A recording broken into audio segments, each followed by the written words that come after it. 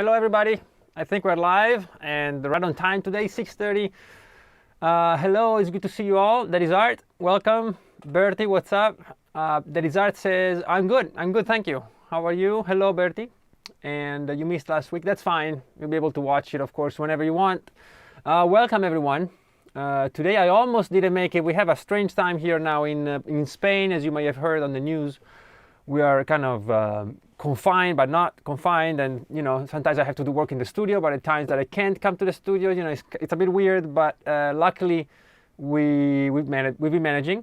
And today's Halloween, so happy Halloween everyone, if you're celebrating that. This year I think you're not going trick-or-treating, but you can always eat something cool or do this. Check this out. This is what I did today, or what we did. So it's kind of cool, and it keeps the spirit of Halloween. Hello, Alex.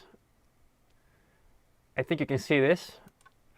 So that's my little pumpkin for Halloween, and haven't played much guitar actually. I've been preparing so much stuff, and one of them is this video today, because I'll be honest, yesterday I said, wow, it's Friday and I don't quite know what to talk about tomorrow, and then eventually I said, okay, I'm going to share a few things that people can do now that it looks, more and more likely that we might be confined again or quarantined, because I think a lot of countries, at least in Europe, are, thinking about closing up again. So I thought these little exercises that I'm showing you today will help you out if you need to get your chops back up to speed, or maybe like me, if you're composing. Like now I'm writing for the next record, and I don't really do a lot of guitar playing as such. I don't worry about the technique or anything like that.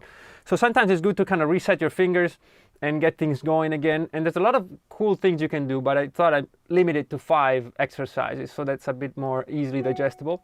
And sorry, I just got notified that I'm live, so YouTube is really smart about this. Let me just mute the computer. All right, so let's see. Alex, high tech. Yes, I can now show pictures in my feed. I know. We're changing to daylight saving time as well. Yeah, so 1 hour back. Yeah, so a few of you might have gotten a bit confused by the times, but hopefully you're subscribed. And if you're not, please do subscribe if you're watching this later, and hit the bell so you'll always know when we're live. But that's Saturday. Every Saturday at 6:30 p.m. Central European time, and your time may vary according to where you live, but usually there's a bunch of us here and we talk about guitar, and I usually teach a little bit, maybe half hour or a bit more, and then we open it up for questions. And today actually might be a pretty quick one, because these are really straightforward exercises. And these of course are not the only 5 great exercises you can do. There's a lot more, I'll teach you more eventually, but these are 5 that I find I always kind of work my way back to if I'm trying to, reprogram my fingers and kind of set them up again for some intense playing or recording, or even for live. All right, because whenever you do something a lot, then you kind of steer the boat that way. So, for example, if I'm preparing for live shows, which certainly is not the case now, but it might take me 2 or 3 hours every day to prepare 15 or 20 songs, right? For a few weeks or a couple of weeks, and the fingers always do the same thing for 2 weeks. And then you figure that, okay, well, now I can play the songs very well, but how about actual playing? And so it's always good to have something to fall back on, reset the fingers, get them moving again, and then from there you can explore new things. All right, so today I'm going to share 5 of them, and there's already quite a few of you, so welcome everybody. If you're too shy to write, please don't be. Use the chat room. It's a great bunch of people here, and I'm going to show you the first one right away, which is finger combinations. And I know some of these things I might have talked about some other time in the past, but these are really things that I always use. And I'm going to expand a little bit on what I did teach probably a few years ago in the encyclopedia about these finger combinations. But the idea here is that you have obviously 4 fingers you can use on the fretboard. Some of you might have problems with your hands. You might have 3. That happens sometimes, and that's fine as well. You can adapt it to whatever your situation, but usually, people will use 4 fingers on the fretboard and the thumb behind the neck. So the purpose of these exercises is to kind of reset your hand so that you're able to then play whatever you want. You don't get trapped into a certain technique, because sometimes playing exercises establishes patterns that then are, they're too much. They're so patterny that then you start improvising and playing with those patterns. So today most of this stuff is really non-musical, so you won't be tempted to then start playing like this. And so this is a prime example. We're actually going to use all possible combinations of 4 fingers. Now that sounds really easy, and it is. And if you have 4 fingers, it's 4 by 3 by 2 by 1, and you have 24 possible combinations of fingers. So basically, I can play 1, 2, 3, 4, 1, 2, 4, 3, 1, 3, 2, 4, 1, 3, 4, 2, and so on. And because I'm in such a good mood today, although I won't give you tabs, I will give you this table here, the table of doom, and you can now watch it. And of course, you can go back later and pause the video and take a screenshot, or you know, whatever it is you want to do. You can copy it, you can do whatever you want. But you can see that the first number in each column is the finger from where we start. So when we start from the first finger, then we have first, second, third, fourth, and then all the different permutations of fingers starting from the first. And then the second column is the same thing, but we start from the second finger, all possible permutations, and the third finger, and the fourth. Okay, so I think it's pretty simple. I'll go over it with you, just a couple of examples. So if the number says 3, 2, 1, 4, all I have to do is play the third finger, then the second, then the first, and then the fourth. And I might find this combination a lot harder than, for example, 4, 1, 2, 3. Right? Because the fingers are what they are. We have shared tendons sometimes, and we have patterns that we're used to. So some fingerings might not be easy for you, which is actually the point. You want to level the playing field, give all fingers the same amount of attention and of potential, because you want the fingers to be able to do whatever they want. So what do you do with this table? If you're already quite intermediate or advanced, as some of you I know are, you can just kind of go through the table, and this is what I would do. I would play, this is the first combination, and then move to the next one, 1, 2, 4, 3. And then I go to the third, 1, 3, 2, 4. And the speed, it doesn't matter. You can play like this. You know, if you're not talking but you do it, you'll be able to play that a lot faster. 1, 3, 4, 2.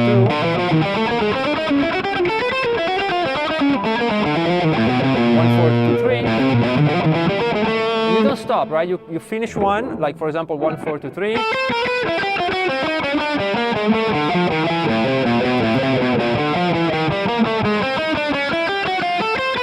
And you start with the next one. When you finish the first 6, again without stopping, now I start with the second finger.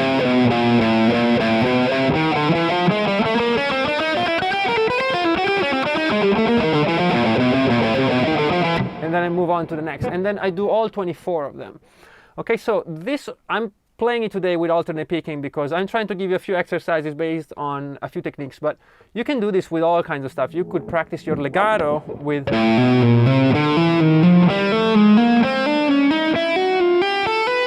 right? You could do that.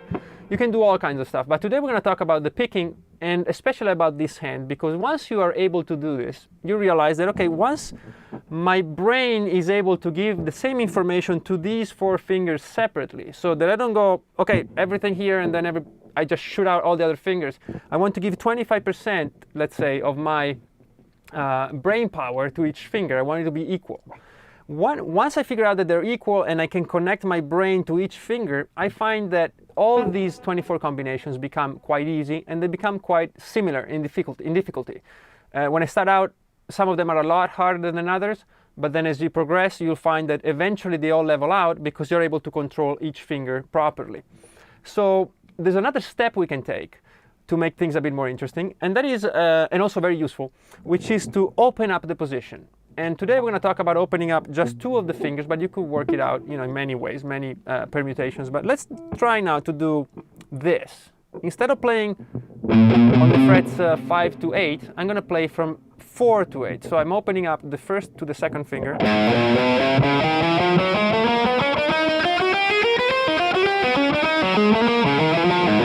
You know, some strange things happen to the sound because some of the notes repeat, but you don't mind, you don't worry about that. It's not about the sound, it's just about the fingers. So I go to the next one.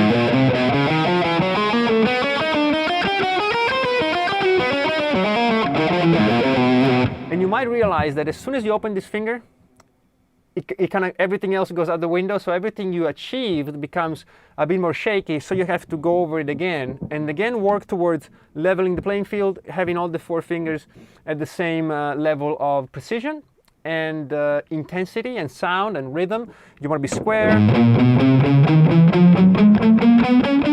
clear, you know, clear note production. You want to do all that kind of stuff. When you go through the 24 positions or fingerings with the open first finger, now you might have guessed, we open the 4th finger.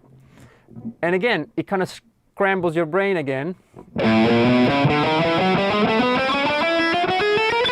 Right, this is easy, but if I do, for example, 3, 2, 4, 1,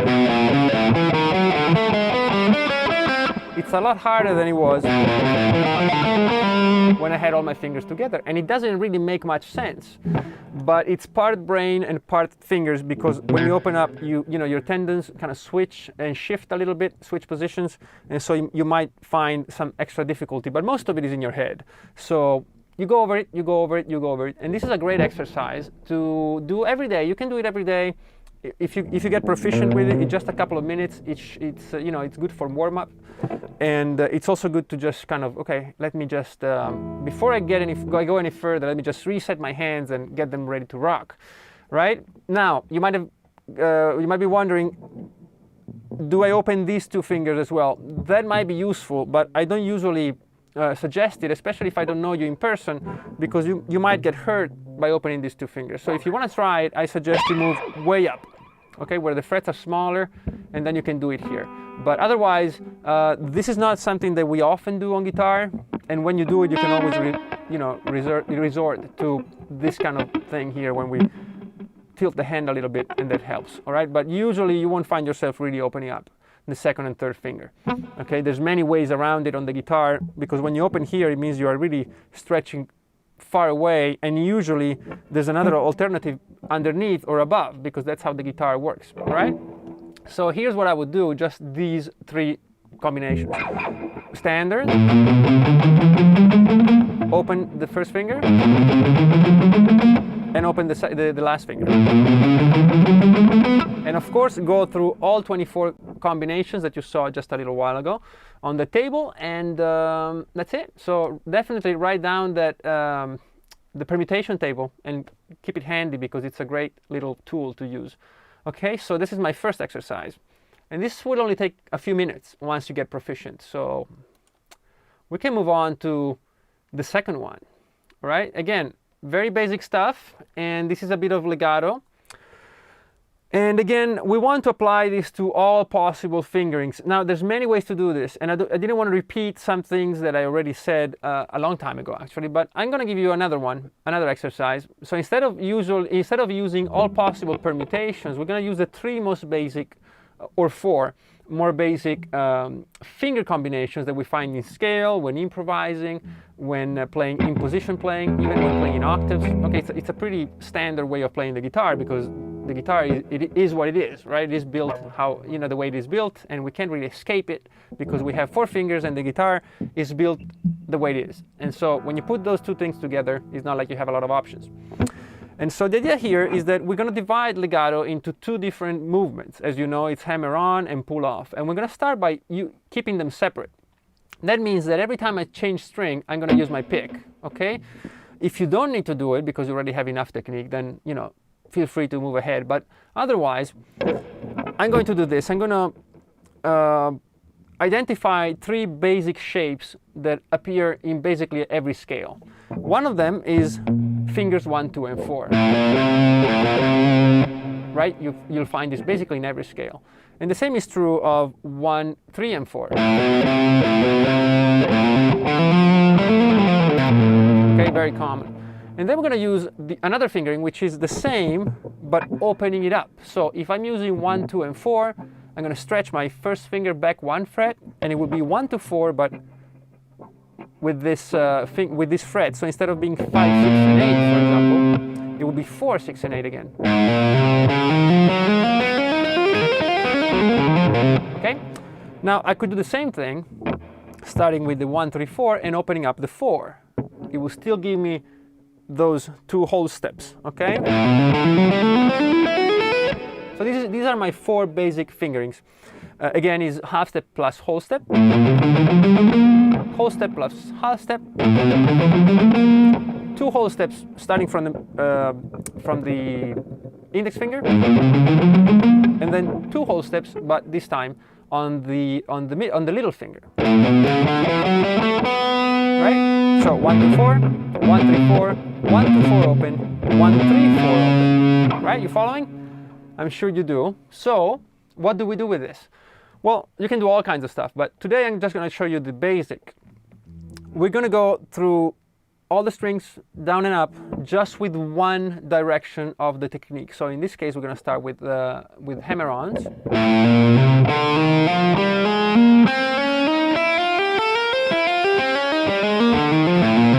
Now we can switch to the next position. We can open it up and back, and then we can do it with this. The fret you play, I don't care about what fret you're using. It doesn't matter. Some people are more comfortable here. Fret 5 seems to be a good spot because you see my hand is basically level and in line with my shoulder. If I move here, it's a bit more difficult, and here is also a bit more difficult. You see this angle? So around this area here, 5 or 7 is where it's kind of the easiest. Okay, but certainly you should be able to move it down and up the fretboard. And so what do you do with this? Well, first of all, you do all the hammer-ons. Then you can do all the pull-offs.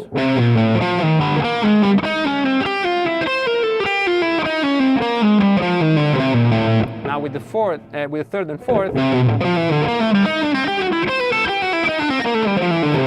and then with the open position, so you can do all that. And then you can combine it, go down with hammer-on, and back with pull-off. You can do the opposite with another fingering.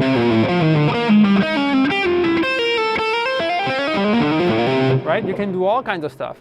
You can also decide to move things diagonally. So you could do like 3 strings, move up 1 fret, and then move up, and then.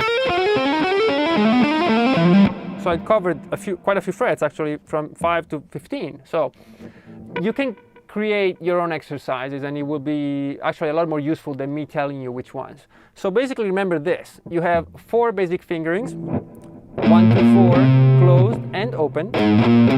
1 3 4 closed and open. And you can apply all techniques that have to do with legato to these fingerings. So only hammer on, only pull off, combinations, longer combinations,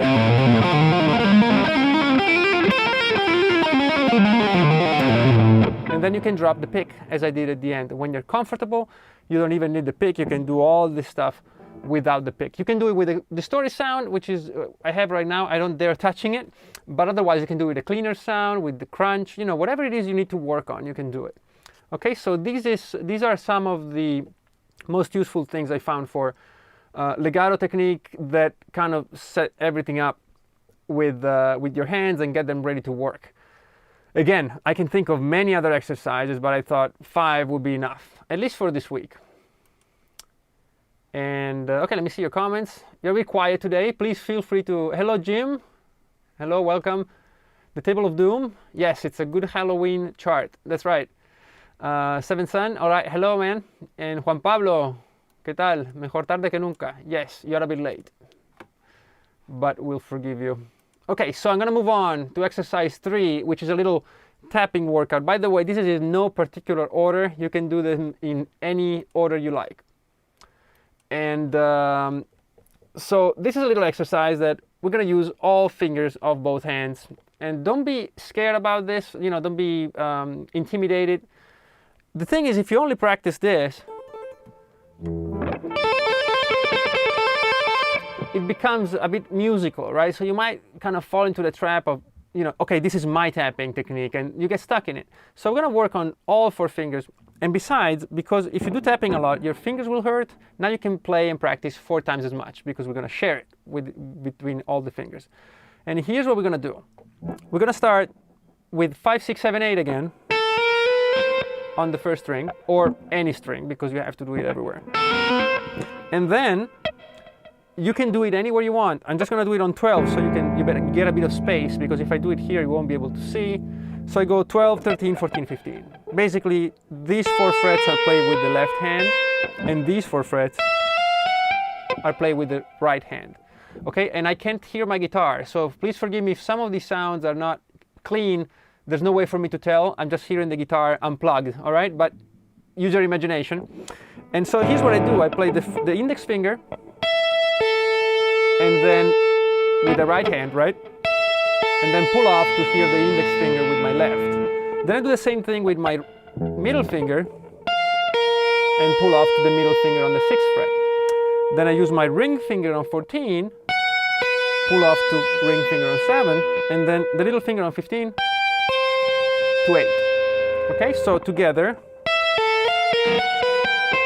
And I can do this in one string if I'm not comfortable enough. Okay, so I'm ascending both hands. 5, 6, 7, 8, 12, 13, 14, 15. You can open it up, close it up, it doesn't matter, okay? This is a bit comfortable for me, and I think you'll be able to watch it better. Okay, so once I'm comfortable with the movement, I'm gonna start moving up through the strings, like this.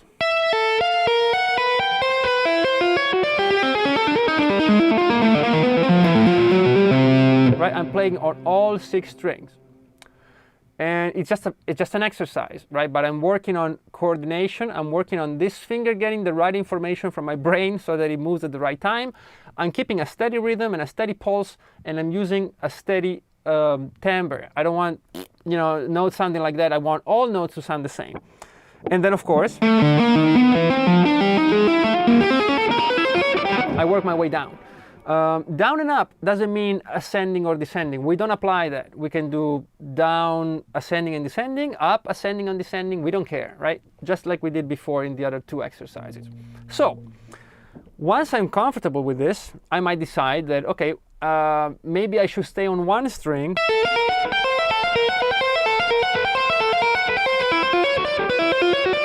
just a little longer, until I get my, until I get my bearings, and then I start moving every 1 repetition. You can apply, you can basically do whatever you want. You can adapt it, and of course your level will change, and you have to apply to your own needs. Now we did ascending, so of course we want to do now descending, which is the same thing, but we start on the little finger of the right hand, and we combine it with the little finger on the left, ring, ring, middle, middle, index, index, like this. So I play 15 to 8, 14 to 7, 13 to 6, and 12 to 5. And I can work my way up and down. Okay, so if I work my way down, I might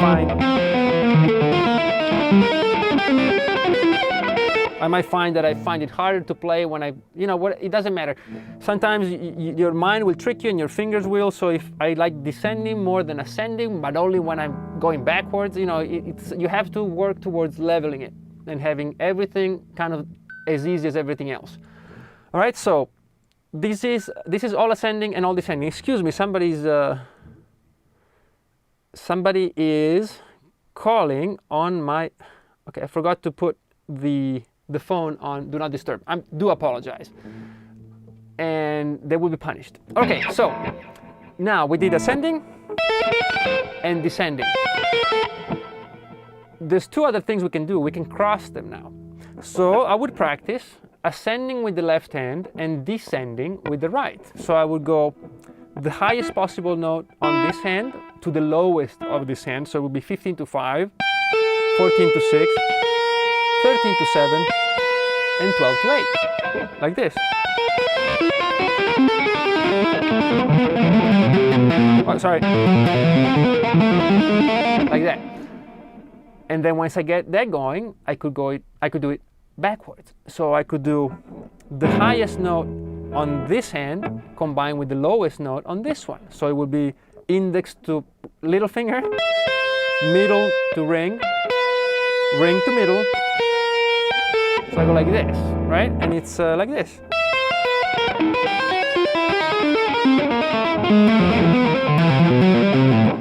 Okay, and then work my way down. 12 to 8, 13 to 7, 14 to 6, 15 to 5. It's so hard to sing it at the same time.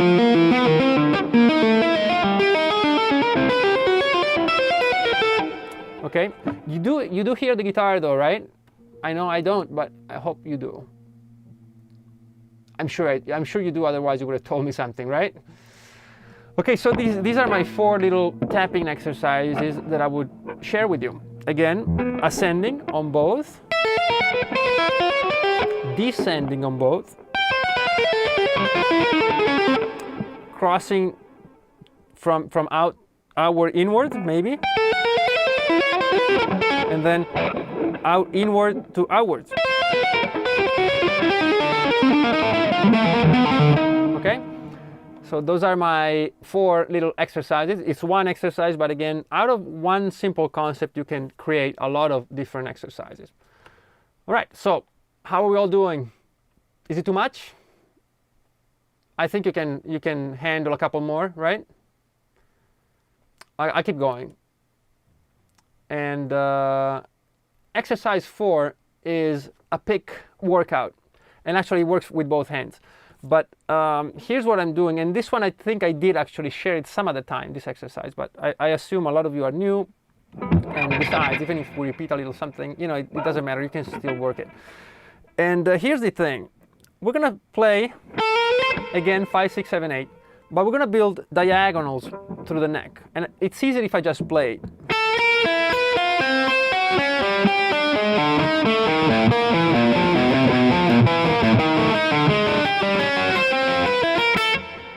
Okay, so what I'm doing is 5, 6, 5, 7, 6, 5, 8, 7, 6, 5. See all the diagonals, and then that I can, and then when my strings end, I keep going anyway. So I go 8, 7, 6. I can't play the 5, but I play 8, 7, and I end up on 8. And then I start building diagonals that way. 7, 8, 6, 7, 8, 5, 6, 7, 8, 5, 6, 7, 8, 5, 6, 7, 8. Now I've run out of strings, but I keep going. 5, 6, 7, 5, 6, and 5. I'm gonna play it for you really slow, okay? Because I don't like giving you tabs, but I should be responsible enough to play the thing correctly for you. So hopefully it works. And I'm gonna go real slow, right? By the way, I know there's no dots here. This is fret 5. I never go below 5, neither I go above 8. So everything is 5, 6, 7, 8. All right, here we go.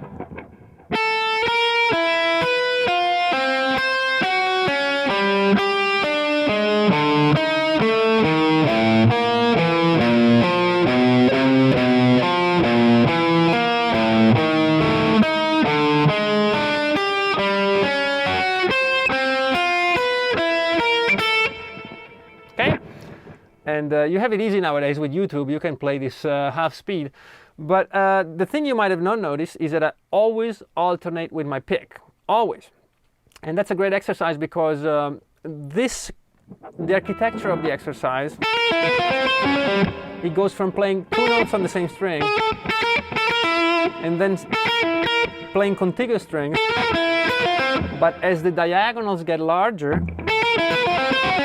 I have to jump up to 4 strings, and I don't want my pick to change. I want to maintain my picking hand always down up, down up, down up, down up, or if you prefer, up down, or you can play both, right? And so it will improve your left hand, but and your coordination between 2 hands. But also it's great for your picking hand, because if you do it long enough, you start realizing that, hey, I don't mind these big jumps. I can do them. You know, I train my hand to do it. And so when you improvise, it will help you break out of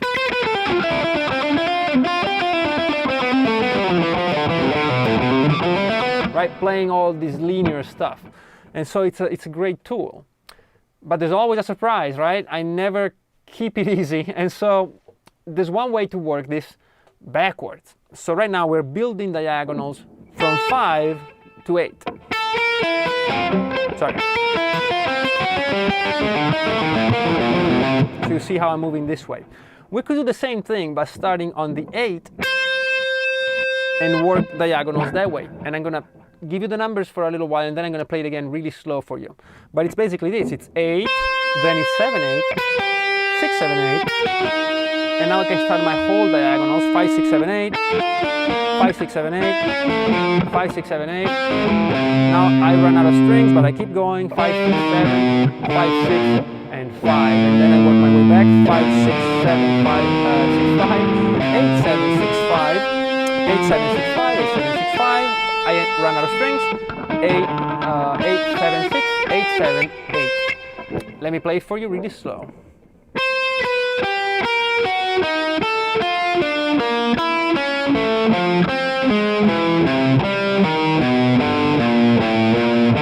A bit slower.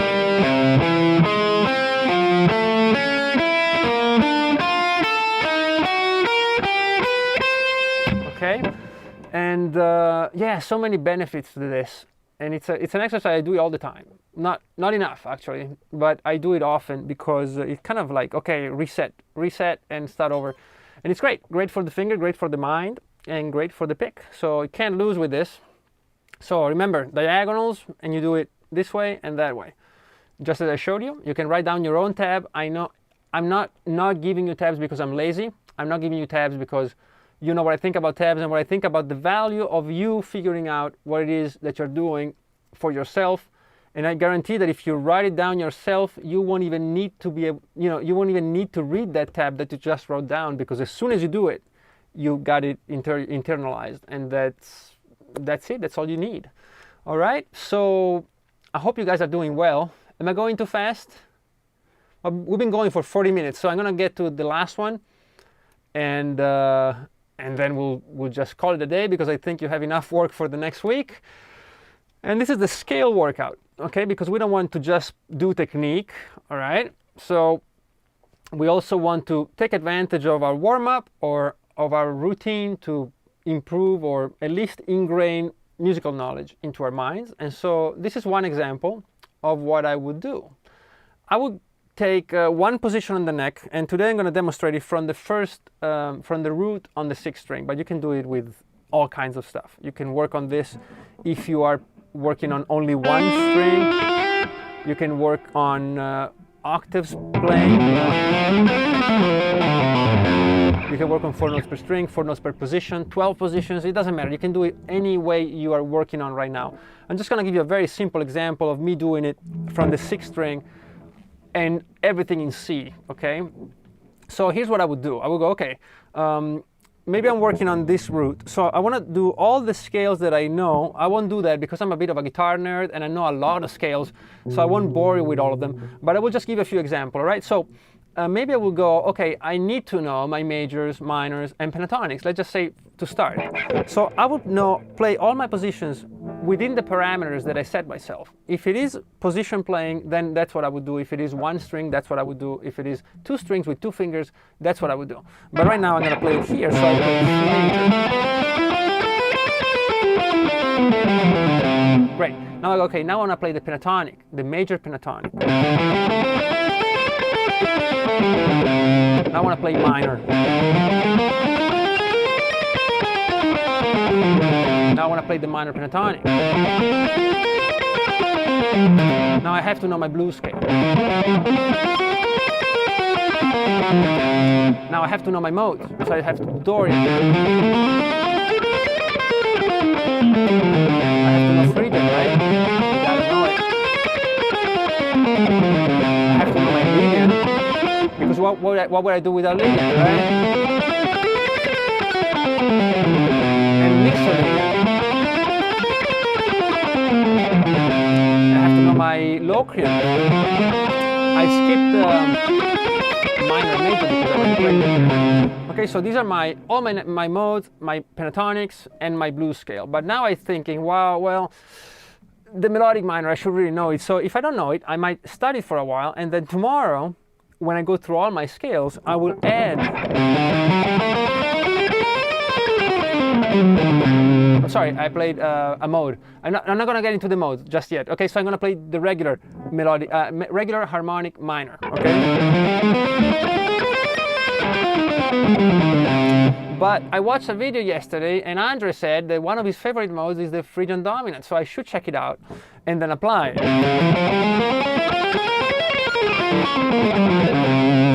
But then he also said, you know, you can go on forever. You can do, okay, now I need to know all my, of course, all my melodic lines. And how about some modes, like,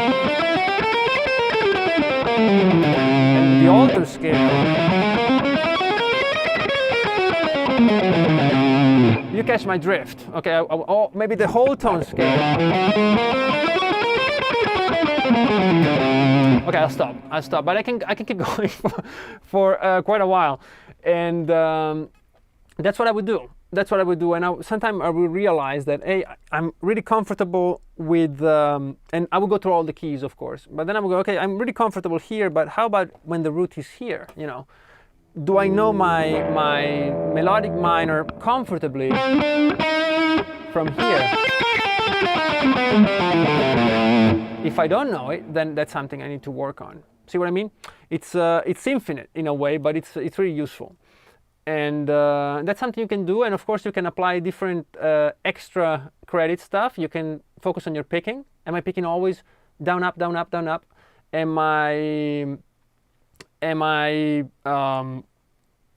Should I work on only my downstrokes? Only my upstrokes? Which I'm kind of giving away something that I want to do in another video, so I'll stop right there. All right, so this is what I would do, and do it everywhere on the neck, in every key, just a few minutes. You know, I don't want this to become the way I play. I just need to, I want to be comfortable in every key, everywhere, because when I improvise, I don't want to be scratching my head and thinking what I could play. You know, I just want to play what I want. All right, so these are my 5 exercises. I hope you enjoy them. And I'm going to go through some of your questions. If you have any, if you do have questions, please write them down pretty quickly, just because there's a delay, and sometimes I think you don't have questions, and then I see them when I hang up. All right. So this is art says that when I do hammer on from low to higher notes on the same string, I can make it work, but higher note to lower note is hard on my guitar. Yes, well, it's hard on, I think, every guitar, because no, and the pickups there's not a problem. You should be able to do this with clean sound, distorted sound. You should be able to do it with the guitar turned off. You know, get all these descending lines. I think you can pick it up from the microphone. It's just a matter of technique, so it's something you have to work on. Pull-offs are hard for Birdie. All right, yeah. Well, everybody hates pull-offs, but you'll be able to get them. Or your gain doesn't go high enough. No, it's not about gain. That's, I guarantee it. It's all about the technique, which is good news. It might sound like bad news at the beginning, but it's good news, because you'll be able to control any kind of sound. Yes, that's correct. You say that probably is a problem with your pull-off technique. Yes.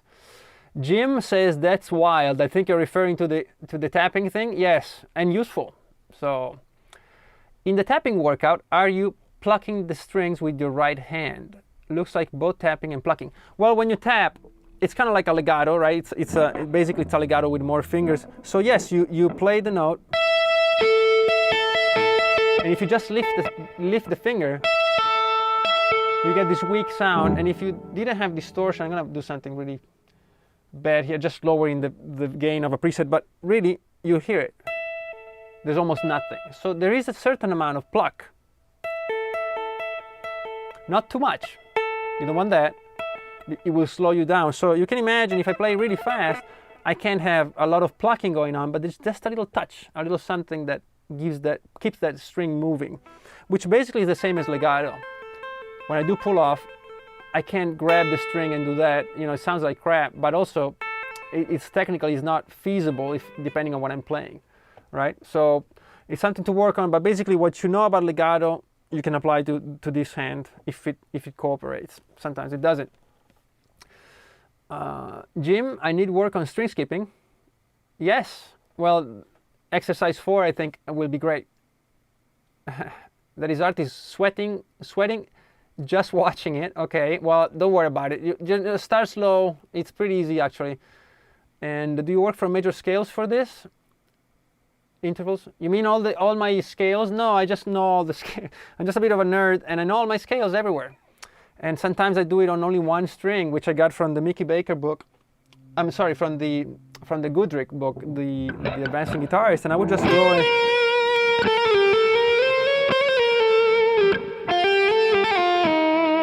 exotic scales. I would play on only one string, two strings, three strings, harmonizing them in seconds, fourths, sixths, fifths. You know, it's that's a bit beyond today, but certainly you see how I can get some very simple exercise and open it up into dozens of them, because today I just limited it a lot to do this video. So it's something you might want to work on, because it's extremely important to you know, whatever it is you think you need technically, you can basically create an exercise that will work. And also, you know, my three pillars are: you have to know your circle of fifths, at least the major, but really all circle of fifths. And then you have to know your intervals, and you have to know the guitar neck. And with those three things, you might need to work on something, but you will be able to access everything. There's nothing that's beyond your comprehension once you get those three things down, because everything can be derived. So if I'm 3 steps too far, I can work my way back to where I am and then slowly get there. But if you don't have those, I find those 3 things to be invaluable. If you don't know what a minor sixth is, starting from F, then you're going to have a problem. If you don't know what a major seventh is in B, that's a problem, because there's no way to relate one key to the other. You learn one thing here and it doesn't help you there. And so those 3 things that I think we covered all of them in previous videos, and I'll go over them again sometime. And I find them to be the most important things.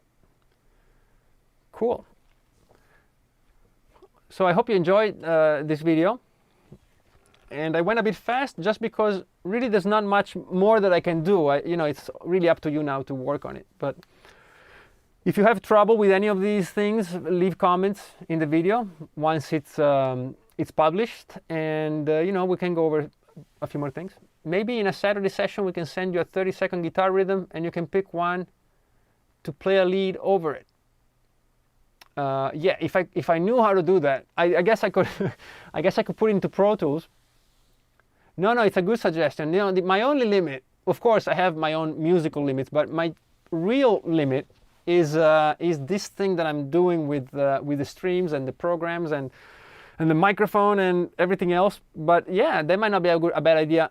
You know, for many years I didn't really play a lot in front of students, and because I thought, you know, it seemed to me to be in bad taste, and also I thought we could spend time, but you know, time could be better spent in other things. But with time I've realized, and I might have said this already, but I've realized that it's important sometimes to play for people who are, you know, if they're your students, supposedly they're at a lower level than you're at, because just seeing that, you know, it stimulates imagination, and it stimulates, in a sense, emulation, but not emulation of what I'm playing, but how, you know, sometimes they find that, oh, look how relaxed he is. So, and just by seeing it, it's so much easier to understand than by the teacher telling you relax.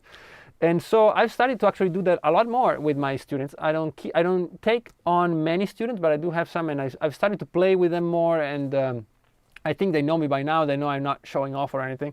But it is a way. It's kind of like when you go to a concert and you come back home and you're like, wow, you know, my mind is spinning and coming up with new ideas. And so that's a great suggestion. And if we can do it, you know, I'll do it. And I don't mind jamming over any chord progression. I can't guarantee the results, but I will, you know, I will put the effort in. So yeah, let me see if I can figure out a way to do it technically, and then we can do it. But yes, please do keep the suggestion going. And if there's any more questions, I'll be happy to answer them. Otherwise, we'll reconvene next Saturday, and sooner or later we'll have a Q&A. Do you guys enjoy the Q&A videos? I just show up and you can ask me any questions you want. If it's something you're into, then we'll do one pretty soon. I think I've given you enough material that you know, it probably sparked a few questions from you. So I might do that, and you know, any other thing you might want me to cover, I'll be happy to do it. All right. So I don't see any new questions today. It's only about 45 minutes, which is crazy. It's probably the shortest live that we've ever had. And yeah, so You give great lessons and lots of material. Well, thank you. That's kind of why these videos are here. You know, I think it's useful, and I think it's a bit against the, you know that YouTube and all the social medias tend towards recommending not as constructive content. That has been proved. They tend to focus towards the more controversial or actually dumb things, because that's where most people get more response, and the more response people get, the more people spend on their platforms, and that's actually a fact. So I like to just leave a little grain of sand of material that I think you'll be able to trust, and it's useful. And so hopefully, you know, someday people will tend towards the useful stuff and not so much towards the dumb stuff. And who knows? So we should all, maybe, if we know how to do something, you know, contribute a little bit. But again, by the way, all of you who have contributed just by being here, that's enough. Those of you who have gone beyond that and sent all the and worried about how to do it, you know, sending all your support and your donations have been great. But I will still be here no matter what next Saturday, 6:30. All right. And thank you very much for being here. Now go back to your weekend, do something fun, and then get back to the guitar. All right. I will see you very soon next week, same time. And if you have any ideas, please share them. See ya. Bye-bye.